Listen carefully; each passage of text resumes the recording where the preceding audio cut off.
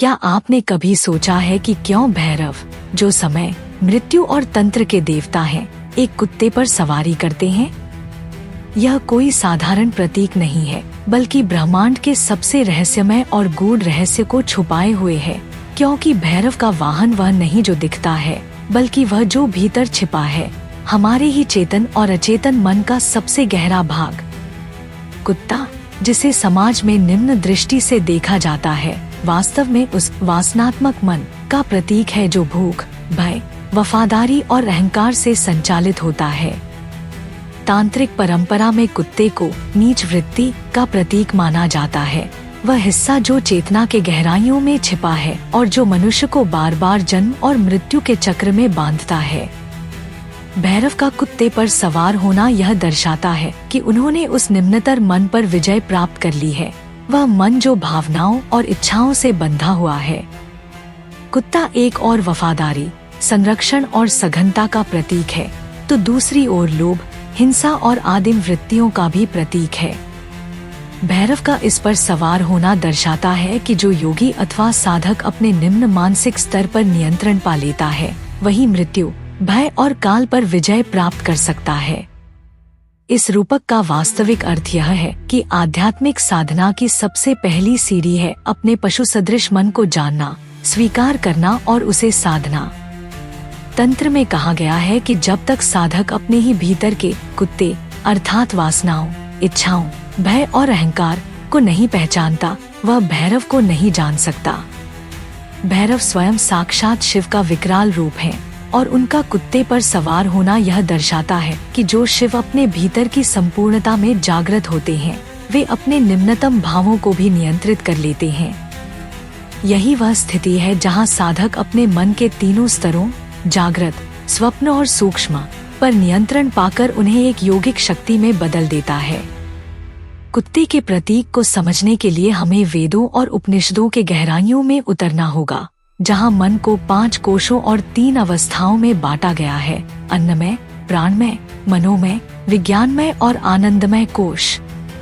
कुत्ता मनोमय कोश और प्राणमय कोश के बीच की उस सीमा पर खड़ा होता है जहां से इच्छाओं और प्रतिक्रियाओं की शुरुआत होती है। जब भैरव उस पर सवारी करते हैं, तो वे दर्शाते हैं कि आत्मा ने इन पर नियंत्रण प्राप्त कर लिया है। यही कारण है कि तांत्रिक साधनाओं में श्वान साधना या कुत्ते की छाया में ध्यान को अत्यंत महत्वपूर्ण माना गया है, जहां साधक अपने ही भय, क्रोध, वासना और इच्छाओं का सामना करता है और उन्हें भैरव की कृपा से रूपांतरित करता है। यह केवल प्रतीक नहीं, यह एक आध्यात्मिक तकनीक है। जैसे ही साधक उस कुत्ते रूपी अवचेतन पर सवारी करना सीखता है, वह धीरे धीरे अपने चित्त को एकाग्र करता है, उसे दिशा देता है और फिर वही वासनात्मक ऊर्जा उसकी साधना की अग्नि में जलकर शक्ति बन जाती है। कुत्ते के माध्यम से भैरव हमें यह सिखाते हैं कि कोई भी भाव, कोई भी वृत्ति अशुद्ध नहीं होती। जो अशुद्ध होता है वह है हमारा दृष्टिकोण और नियंत्रण की कमी। भैरव हमें उस योगिक अवस्था में ले जाते हैं जहां हम हर भावना, हर इच्छाओं को स्वीकार कर साधना की अग्नि में परिवर्तित कर सकते हैं। भैरव और उनका कुत्ता यह नहीं बताते कि हमें उस मन से भागना है, बल्कि यह कि हमें उस मन पर सवारी करनी है, उसे साधना है। यह वही तत्वज्ञान है जो वृत्ति सारूपी मन से चित्त वृत्ति निरोध तक का मार्ग प्रशस्त करता है। तंत्र हमें सिखाता है कि हर चीज को रूपांतरित किया जा सकता है, यहाँ तक कि हमारे सबसे अंधेरे हिस्से को भी। और यही भैरव की सबसे रहस्यमयी शिक्षा है। कुत्ता सिर्फ एक पशु नहीं, बल्कि वह द्वार है जो आत्मा को मुक्ति की ओर ले जाता है, यदि हम उस पर नियंत्रण प्राप्त कर लें। इसलिए जब आप अगली बार भैरव की मूर्ति को देखें जिसमें वे कुत्ते पर सवार हैं, तो समझें कि वह आपसे कह रहे हैं, अपने भीतर के पशु को जानो, उसे साधो और फिर उस पर सवारी करके मुझे प्राप्त करो। क्योंकि भैरव तक जाने का रास्ता आत्मा के अंधकार से होकर गुजरता है और कुत्ता उस अंधकार का पहरेदार है। वही साक्षी है, वही द्वारपाल है। और जब साधक उस द्वारपाल पर सवार होता है, तभी वह काल, मृत्यु और अहंकार से परे जाकर शिवस्वरूप भैरव में लीन हो जाता है। और जब हम इस संपूर्ण रहस्य पर गहराई से दृष्टिपात करते हैं, तो यह स्पष्ट हो जाता है कि भैरव का कुत्ते पर सवार होना कोई मात्र प्रतीकात्मक कला नहीं, बल्कि वह चाबी है जो आत्मा के द्वार खोलती है।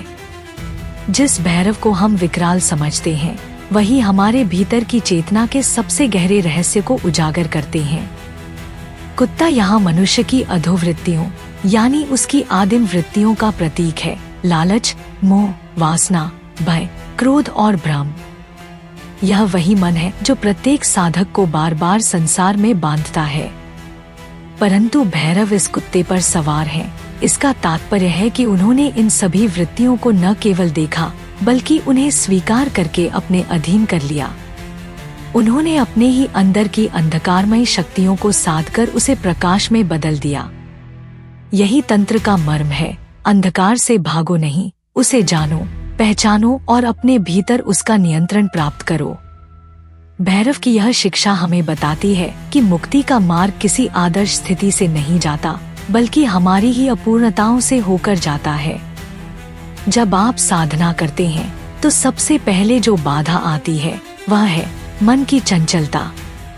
यह मन ही है जो कुत्ते की तरह हर ओर दौड़ता है, कभी भविष्य की चिंता, कभी अतीत की पीड़ा, कभी वासना की कल्पना और कभी क्रोध की अग्नि।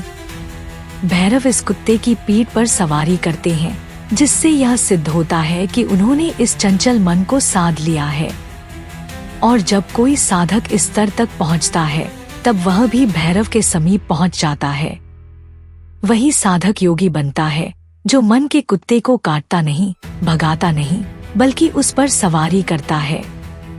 वही साधक तांत्रिक कहलाता है जो अंधकार से डरता नहीं, बल्कि उसमें प्रवेश करता है और उसे शक्ति में रूपांतरित करता है। भैरव का यह रूप हमें यह भी सिखाता है कि जो चीजें बाहर से डरावनी लगती हैं, वे वास्तव में सबसे बड़े रहस्य की रक्षक होती हैं।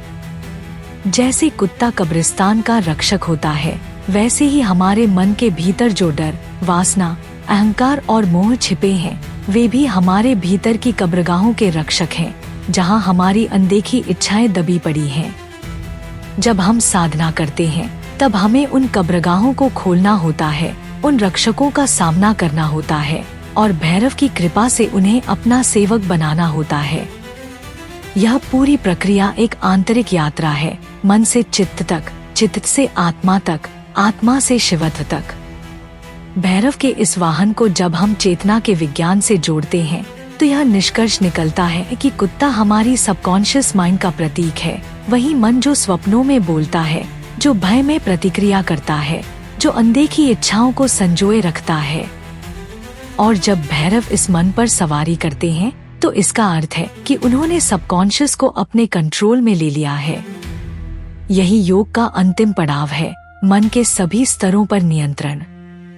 और जब साधक इस अंतिम पड़ाव तक पहुंचता है, तो वह केवल मुक्त नहीं होता, बल्कि वही स्वयं भैरव स्वरूप हो जाता है। वेदों में कहा गया है, यथा पिंडे तथा ब्रह्मांडे, यानी जो शरीर में है वही ब्रह्मांड में है। तो जब हम अपने भीतर के कुत्ते पर नियंत्रण प्राप्त कर लेते हैं, तब हम बाहरी ब्रह्मांड में भी शक्ति और संतुलन प्राप्त करते हैं। यह तांत्रिक विज्ञान हमें यह सिखाता है कि कोई भी वृत्ति बुरी नहीं होती, बस उसका अनियंत्रण ही समस्या है।